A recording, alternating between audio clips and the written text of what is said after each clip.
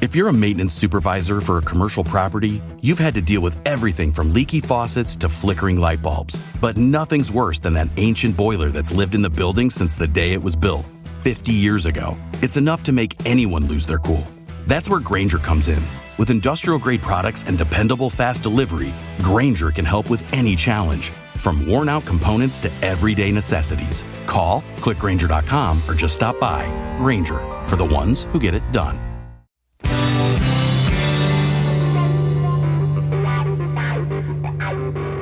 You're in a good place now. You are listening to Perspectives with Ashley Burgess. Welcome back live to Live Your True Life Perspectives, and I'm your host, Ashley Burgess.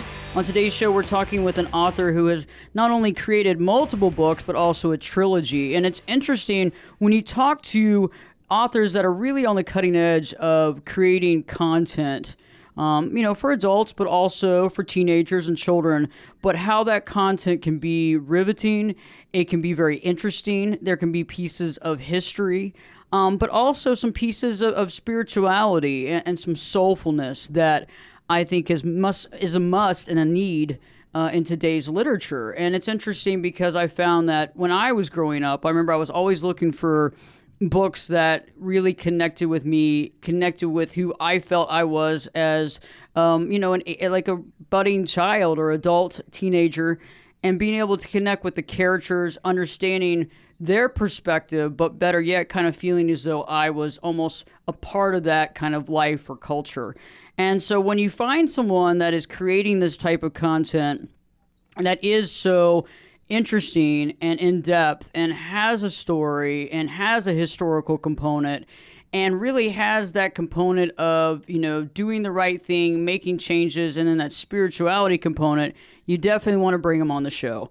And so on today's show, I'm interviewing Mel Lewis. Mel is, she's an author, but she's a children and adult fiction author. And today I really want to talk specifically about this specific trilogy that she's created. And it's interesting because there are 4 main characters in the trilogy, and each one of these characters really has their own story, dealing with their own issues and being able to overcome those issues. Mel, great to have you on Live Your True Life Perspectives. How are you doing today? Oh, great. Thank you so much for having me on the show, Ashley. It's really awesome to be interviewed by you and just to, completely interact with a completely different audience to what I'm used to. So very excited to be here. Thank you for having me.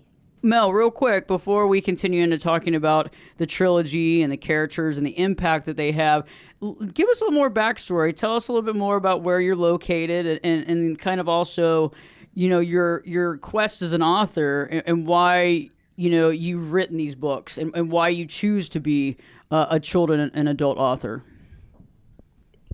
Okay, so I am based in Africa. I live in South Africa and actually right at the tip of South Africa. So that's right at the bottom of Africa, Cape Town. And we call it the Mother City. It's a really, really beautiful place. And a lot of people actually come to Cape Town to visit because of its extreme, beautiful kind of natural beauty. So that's where I'm based. And I am an author kind of a little bit late in life. I have done a lot of different things and kind of, towards my 40s, I know I shouldn't probably share that, but I have. It's out there. Oh dear. But so, once you've kind of married, kids, career, this, that changed, and kind of really started to find my own voice in terms of what I really wanted to do and how I wanted to participate in this life and in this world. And that came through very strongly in writing. And so it started kind of as my first adult book, which came from a place that I kind of in hindsight realized of kind of deep sadness. I was writing just really a fictional novel, and only once I'd actually put it out there into the world did I realize that I was writing about a friend I'd lost and the process of grieving. The book itself isn't that heavy, but it was all in there somehow. And so that was kind of where it all started. And so I've just started this kind of whole new, I almost want to say like persona, in the sense that, I didn't go to university and study English language. I went to university and I studied science, so it's like, it's so completely different, but this, like, where you're supposed to be. So this is where I'm supposed to be. And then kind of moving on to kids fiction was really around, looking at my kids and what they were reading. And my son's an avid reader. And he was reading a lot of stuff like Harry Potter, and all the Alex Rider series. And I was seeing that the kids were really reading a lot of stuff that was not set in Africa, that wasn't necessarily telling stories and legends and magical, insightful stories about Africa at all. And I thought, wow, there's like this huge gap in the market for kids' books, this kind of like tween to young adult phase in children's lives that doesn't have any kind of stories that are based here.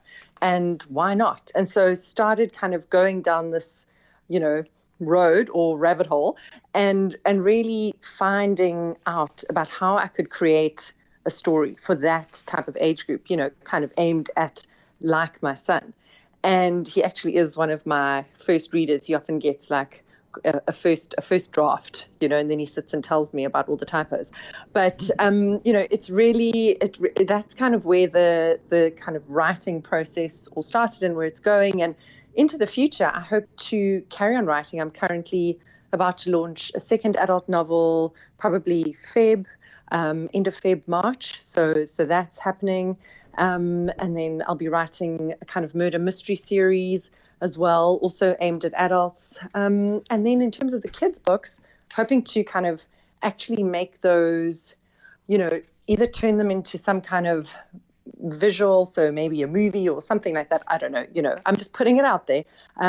But would really like to, because that kind of content with mixed race children would, is really important to see, and especially in South Africa. So there's a lot of guys looking for that content at the moment.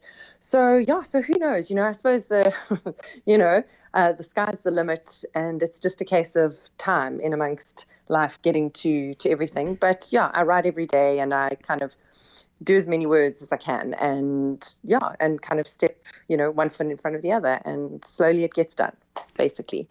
But that's my story. I think there's a lot of folks that are probably listening to the show right now that have always wanted to write. And, I think it's something that a lot of people talk about, but it's really something that you really have to work at. And, I'm a writer as well, but definitely a totally different genre.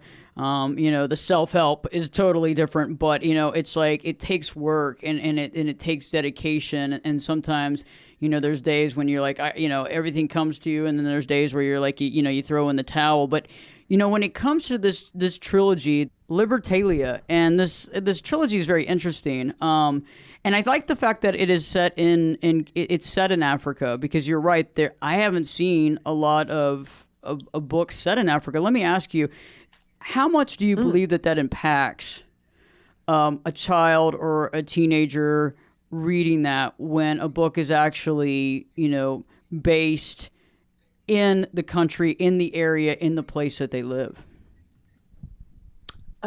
So the feedback that I've had from the teenagers here in South Africa has been great, in the sense that even though, they don't necessarily know these characters, what happens is that they really, really can identify with the characters. They're like, oh yeah, I've been to that place, or I've heard about that, or I can imagine that place in my mind.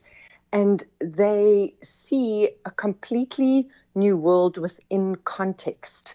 It's not this faraway place that you maybe see on TV. There's a real story that's interesting and full of adventure happening like down the road. And so it brings excitement right to their doorstep. So I think it has huge impact, and it shows you that where you live isn't, substandard. It's good. It's good enough to have awesome stories in. And so I think it is very impactful, and to be able to connect and to identify with the characters. I like that. And, I think the interesting part, too, is that I like it from the other angle as well, is that, when it is based in a place that you don't live, I think, for American teenagers or Canadian teenagers or, around the world, I think this book would be this trilogy would be very interesting because it's in a place that they might not be familiar with. I mean, we always know that travel can really open our minds and can really open to new experiences. And I think that's also a really cool takeaway for folks that don't live in Africa.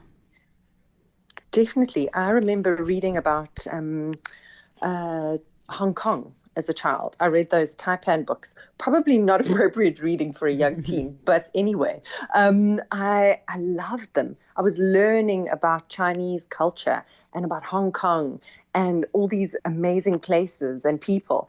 And it was, I went there in my mind and it was fantastic. So I really hope that, kids from other countries and other places will be given that opportunity, but this time in Africa. So, couldn't agree more. This is amazing.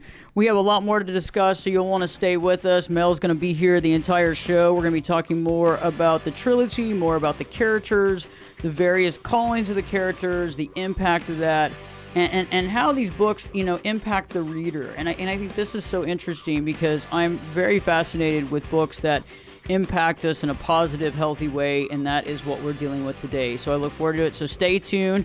Live Your True Life Perspectives with your host, me, Ashley Burgess, will be back in. I'll be back this time in 2 shakes.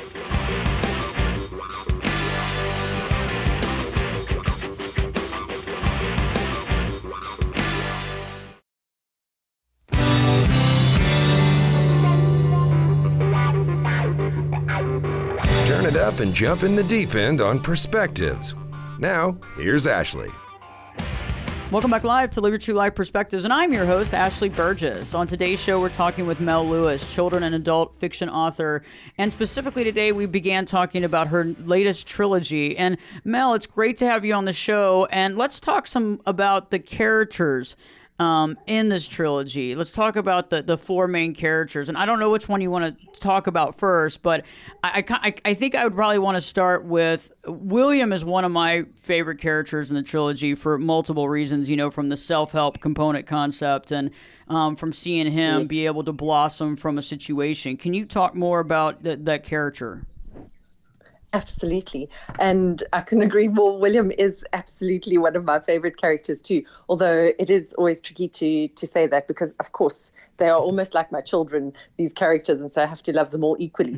But he definitely has a place in my heart. So William is, he's brought up in a dysfunctional family situation. His father is a criminal. He's a mean man.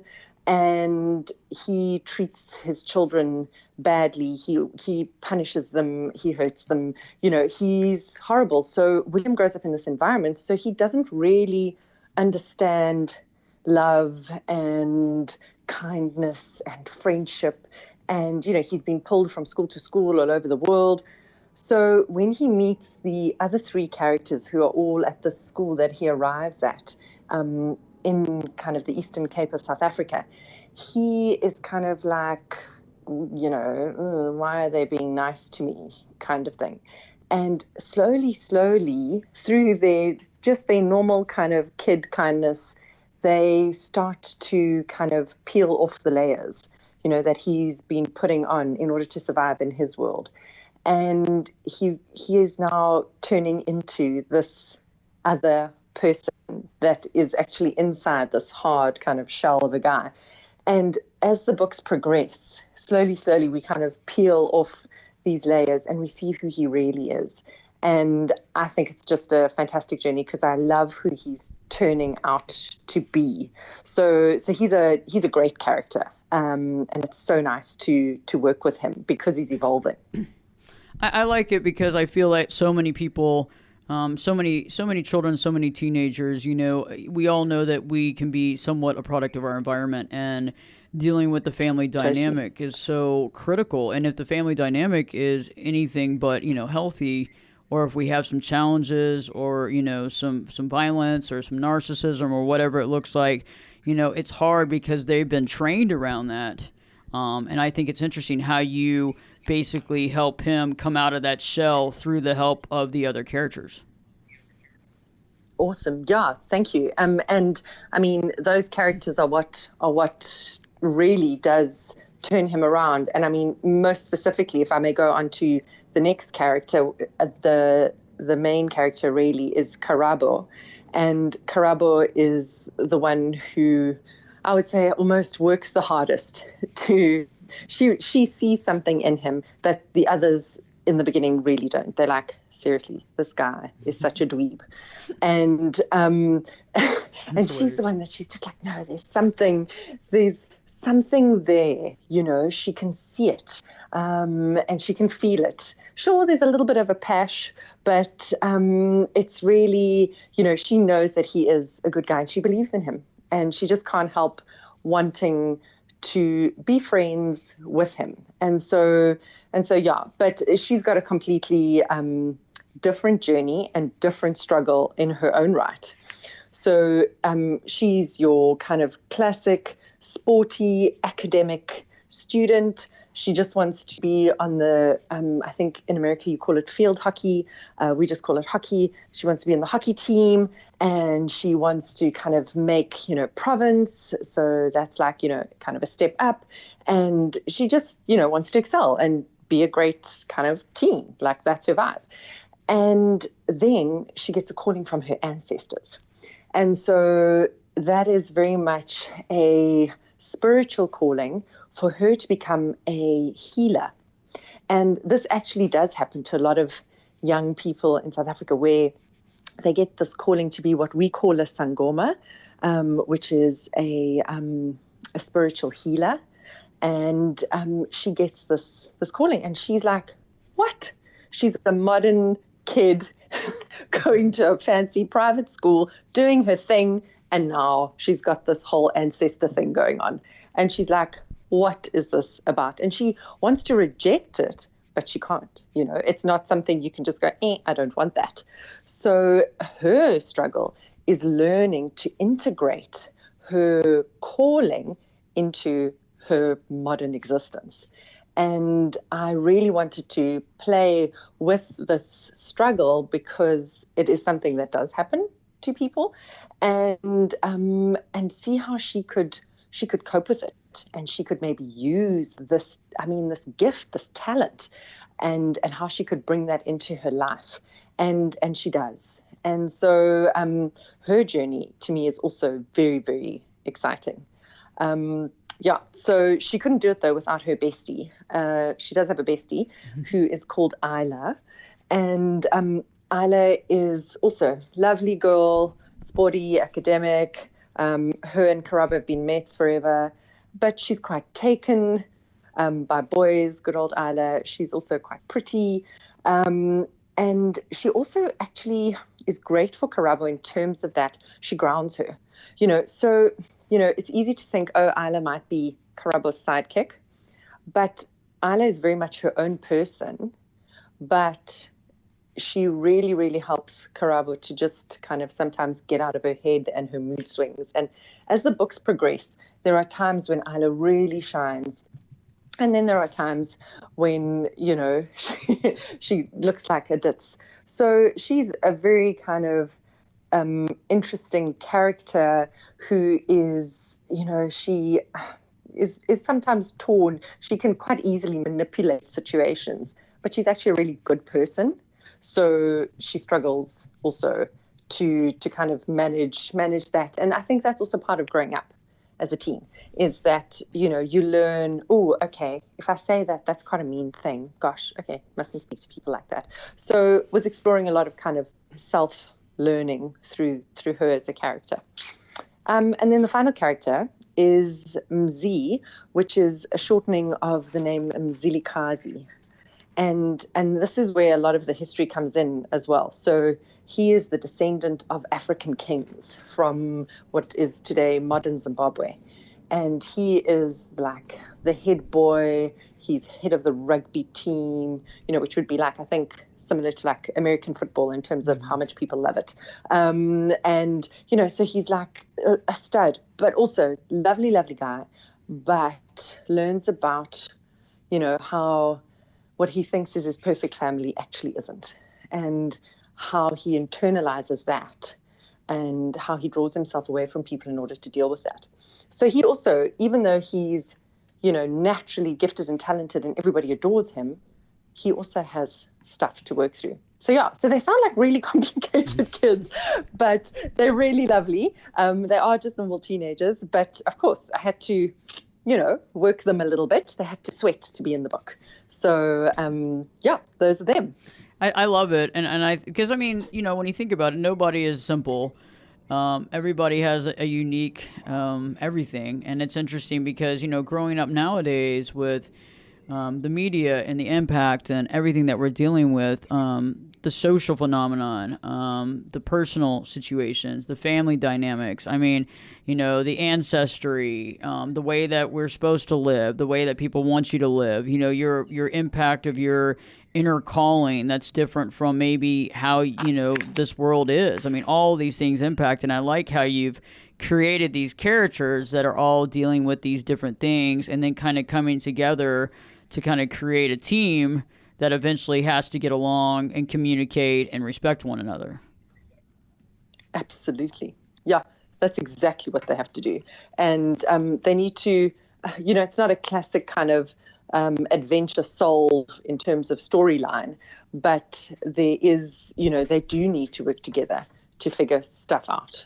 So very, very much the case. That's amazing. It's amazing. Yeah, and I like the use, and I want to talk about it a little bit, and then we'll get more into it in our next segment. But let's talk about how you weave the different pieces of history together. Let's kind of start talking about it now, and then we'll continue it here in the next segment. Yeah, absolutely. So I wanted to try and find something that would appeal to, a young teen. And I think pirates are cool. So I started to think around pirates and maybe modern day pirates. And, we've heard about like Somali pirates, but that's not that interesting. Were there ever like ancient pirates in Africa? And so started researching that and found out about this place called Libertalia, which was a fabled town on Madagascar. Madagascar is a massive island next to Africa. And on this island was this town called Libertalia, and it was a free town for pirates. And that was at the time of when, like, you had the British kind of colonialists and the Dutch colonialists kind of moving around Africa. And so, of course, there must have been pirates coming in. There was, tons of stuff being shipped around Africa, slaves as well. But this was a free town where pirates were said to kind of, whenever they attacked a boat, took the loot, and if there were slaves, they took the slaves and then they freed them on Libertalia. So it's a lovely concept, and obviously liberty written into Libertalia. So this town was a really good start for me in terms of, yes, there were pirates, they were near in or around Africa, and then the next part was, how do I find treasure?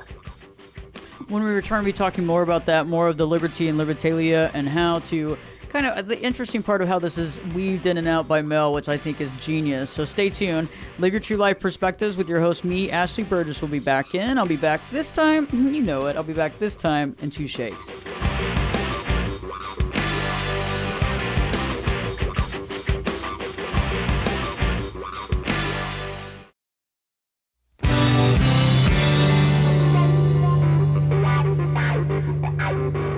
This is Jake Busey, and you're listening to Perspectives with Ashley Burgess. Welcome back live to Live Your True Life Perspectives, and I'm your host, Ashley Burgess. If you're joining us today, you've been probably listening to Mel Lewis here. Mel has been on the show today to discuss her latest trilogy, Libertalia. And, Mel, right before we went to break, you were talking about, the history and the pirates and the different treasure seeking that you've weaved together, as well as the freeing of the slaves, aka the liberty piece of this. How did that all come about? Was that all in your mind's eye, or how did you decide to piece that together?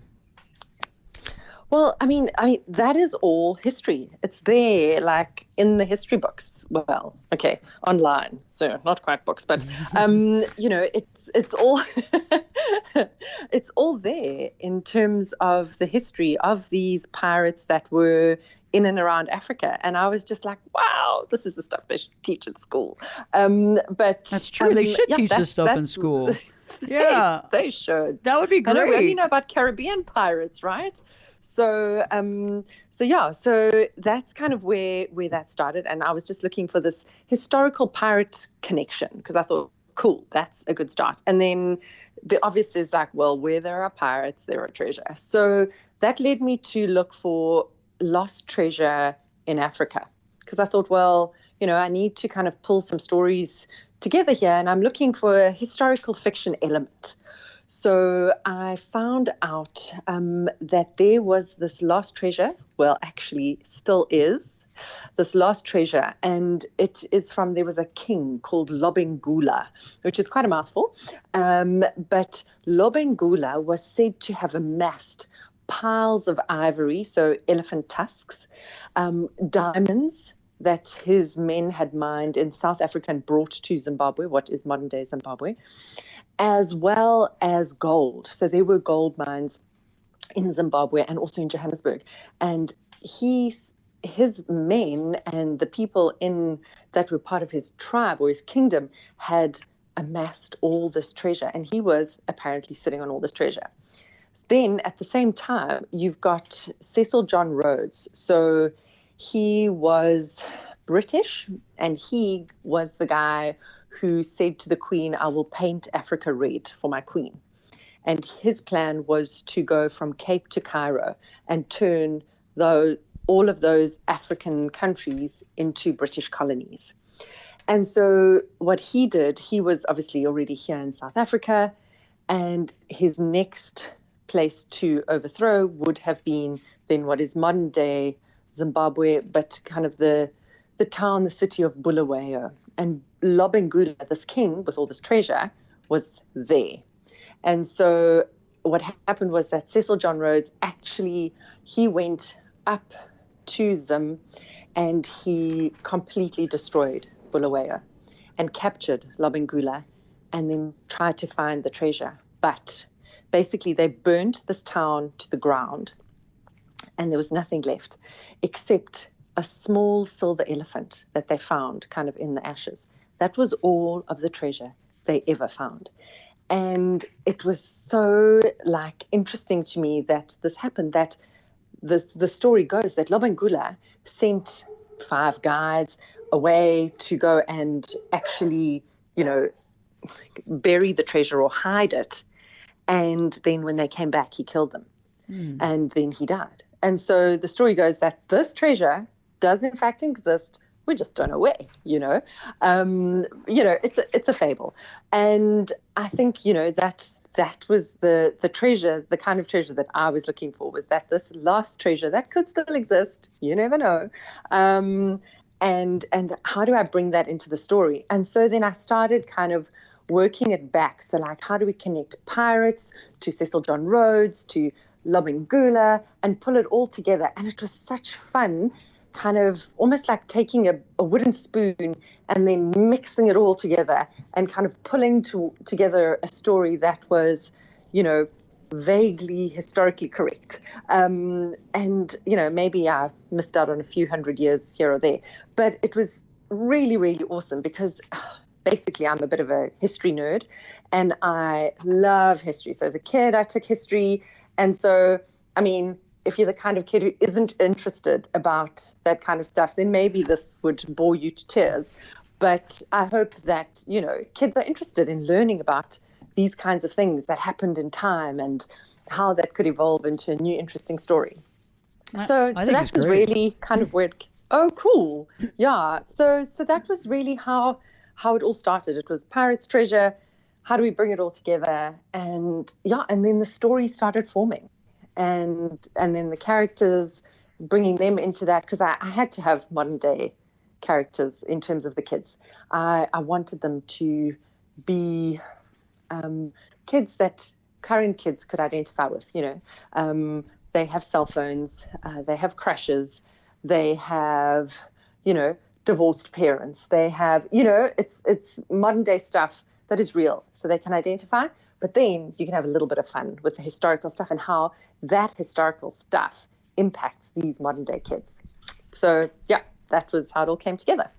I love that, and I want to switch gears because I love that whole concept. I love going into that historical, and I do think especially I like to talk about things that have not been really overly talked about and really be able to get into that, because I think that is fascinating. When I was growing up, I was fascinated by that, any sort of treasure or mystery. But let's switch gears to the spiritual component. I Sure. find it very interesting. How your main character is drawn and is basically called. And I think, we look back at, historical record, from everything, obviously from Jesus to everybody, even Harry Potter, when you look at that, was Yeah. called to take on a duty that he wasn't necessarily ready for. And I've read all the Harry Potter books, by the way. I'm just like your son. But, I've loved them, and they were so great. And, I feel like a lot of people, more than we know it, because I feel the same. I was called, and mine wasn't from historical. Mine wasn't a family thing, but it was more deeper than that. And it was interesting. And when you get that calling, it's like you can act like it doesn't exist, but there comes a time when you kind of have to deal with reality. And I think it's interesting, though, how you have her, because that's great at such a young age, having to deal with this, coming to terms with that, and I love the fact that you weave in the spiritual component into this trilogy. Tell me more about kind of the journey of that, and what really fed into that when you were writing this trilogy to put that in there. Yeah. So it initially started as a kind of, when I was working, in the concept phases of the book, I was thinking, okay, cool, we've got treasure, we've got pirates. And then I was like, yeah, but we need something a little bit like magical, and then I was like, yeah, but like, the whole wand magic of Harry Potter isn't really going to cut it in Africa. So then I was like, okay, well, what have we got to work with? And I immediately went then to the spiritual around the sangoma and what that means within communities and what they bring. And I really wanted to explore that within a way that would be palatable, would be easy, would be friendly for your kind of young teen and your young adults, so that they could have a taste of African spirituality and what that could mean without getting worried or scared, because we do have sangomas. Sangomas are real spiritual healers here in Africa.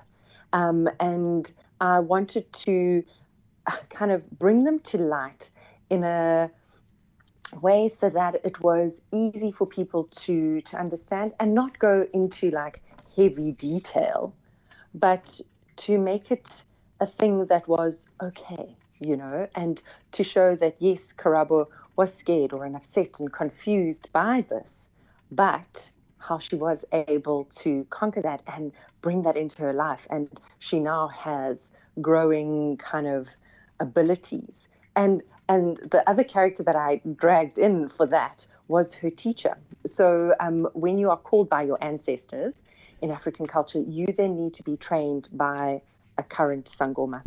And so then you go for training, and it, depending on you, depending on the process, it could take, many, many years to become a sangoma yourself.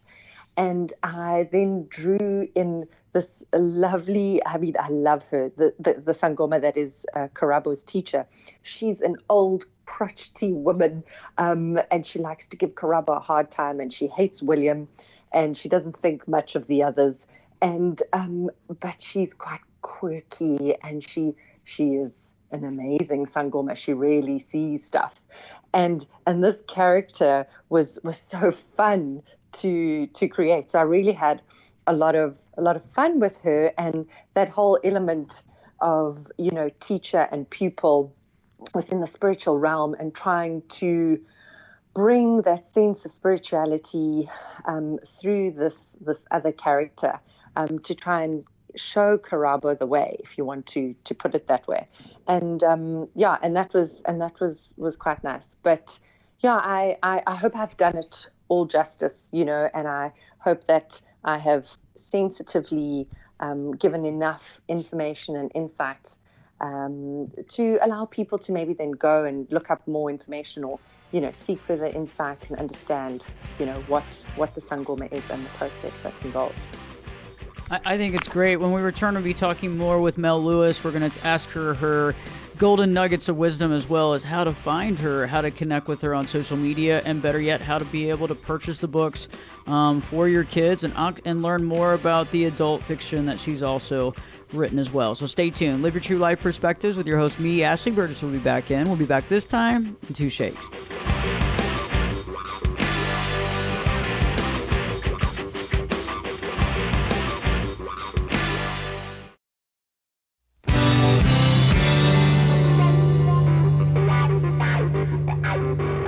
Get in here. You're listening to Perspectives with Ashley Burgess. Welcome back live to Live Your True Life Perspectives, and I'm your host, Ashley Burgess.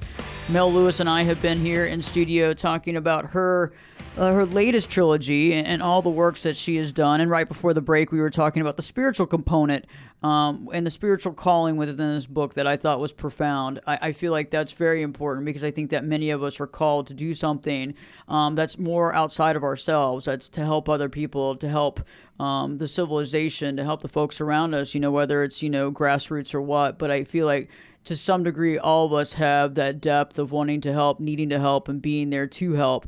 And I love how she's incorporated that, and really her main character in the trilogy. Mel, I have a question, and I ask this of all the folks that I have on the show. And so, I hate to put you on the spot with this, but, what are 3, golden nuggets of thought or wisdom that you feel is important today to share with the Live Your True Life community?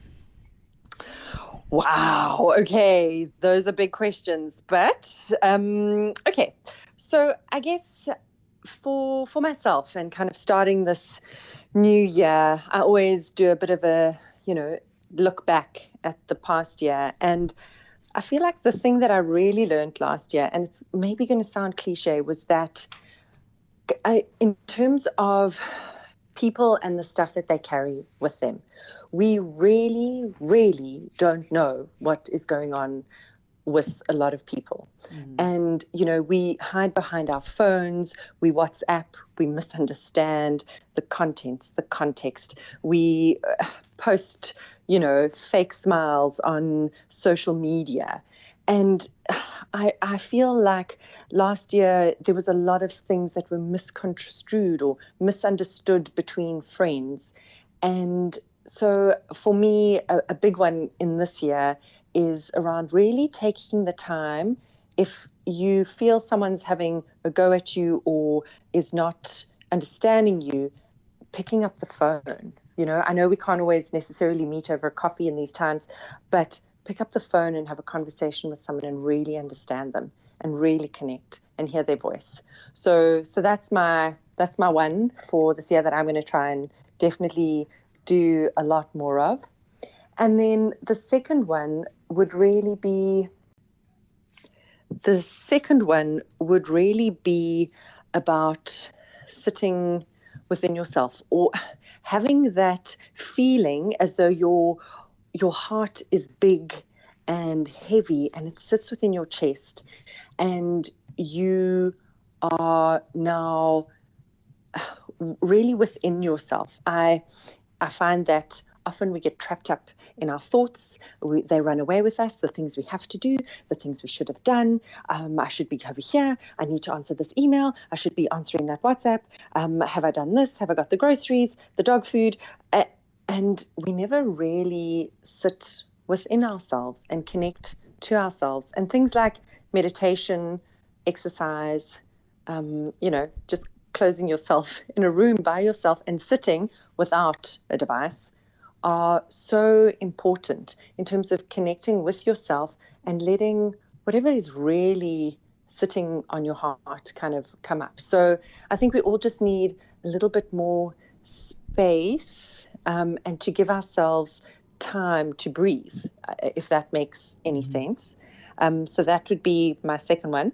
And then the third one would be to, I don't know, get in as many hugs as you can, you know. I like it.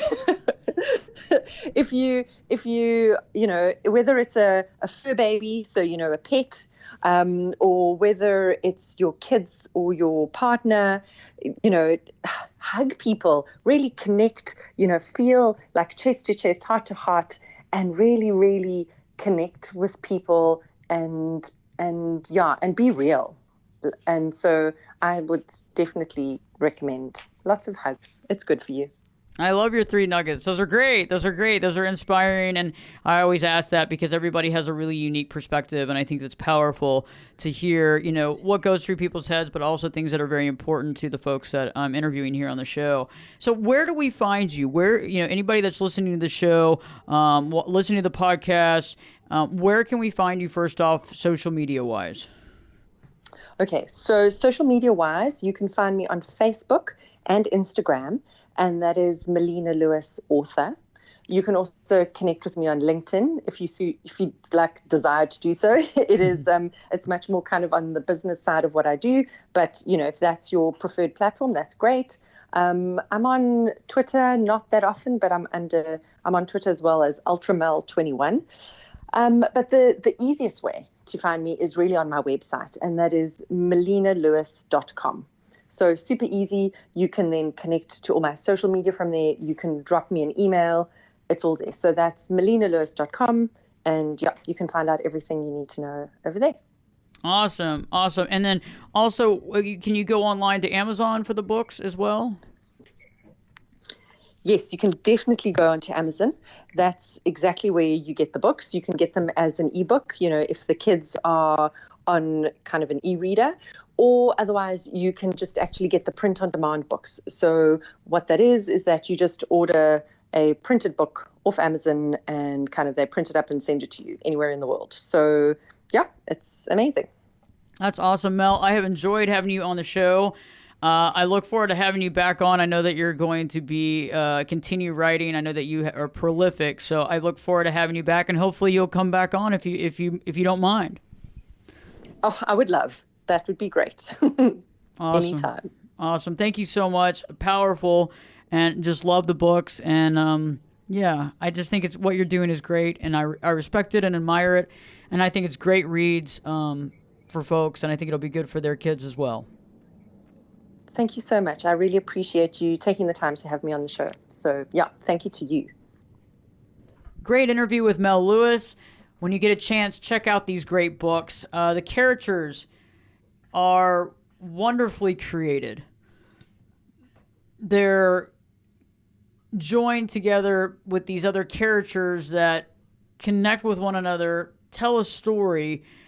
And the most amazing thing is that pretty much anyone who's reading it is going to connect with one of those characters in one way or another. I liked how she has intertwined, you know, history, adventure, spirituality, growing up. And I remember when I was a young teen and looking for books to connect with, I had to connect with books that connected with me and where I felt I was at and what my identity was at that time. And I think these books do just that. So when you get a chance, check them out. In the meantime, remembering it's all about being mindful. It's about connecting with our higher self. It's about doing what we love. Sometimes we have to work other jobs. We have to do other things, but somehow we're not finding time to do what we love, to expose ourselves to things that are powerfully positive, and to allow ourselves to do things that we didn't think we were able to do, to create things that we didn't think that we were able to or had enough time to create. It's about pushing that envelope in an authentically powerful way, finding that connection and moving our life forward, being better than we were yesterday. Take care. I'll be back with another show very shortly. And Live Your True Life Perspectives with me, your host, Ashley Burgess, will be back in. I'll be back this time in 3 shakes.